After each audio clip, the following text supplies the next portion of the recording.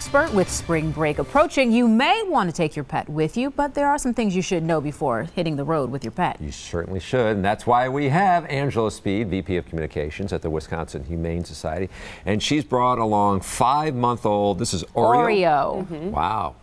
Yeah, now he's being very behaved. He is. He's really calmed down here on the set.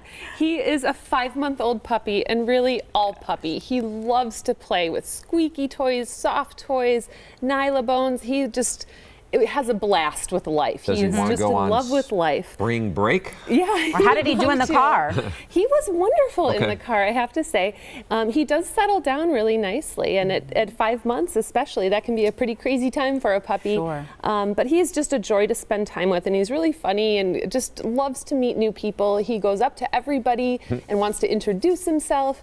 I think he would do really well with a family, with kids even, and he's available today at our Ozaki campus in Saukville, and we're open till 7:30, so somebody out there could beat me back to the shelter and be there hopefully waiting for this wonderful puppy. Well, you talked about how friendly he is. How should you introduce your pet to other pets while you're on vacation? Sure. Well, you know, number one, make sure that you have your dog leashed. Even if we hear some people don't always leash their dogs, but when you're in an unusual territory and they're not familiar with their surroundings, you always want to keep your pet leashed on vacation.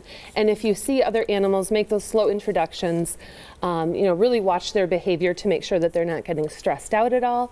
So if you're hitting the road, if you're going to drive, if you're going to fly, what are the things you need to think about when taking your pet? Well, just like when I transported Oreo today, number one thing, make sure your animal is secure in your car. Never leave your dog or your cat in a car unattended as well. So Sometimes either a carrier or crated, a harness. You know, it should never just be able to roam around the car without any type of... you know, both for their safety and the other occupants of the car.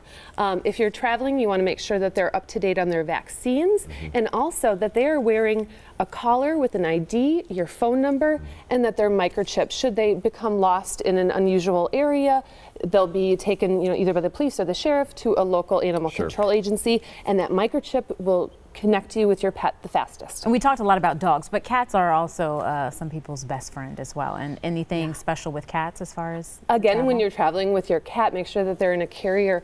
And one trick to make cats more comfortable in a carrier is to have that carrier out in your house ahead of time.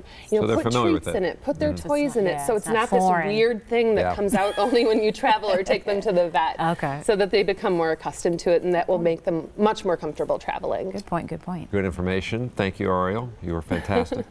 Have a question for our experts? Email them at asktheexpert@todaystmj4.com. You can also leave a voicemail. We do have the number there for you. And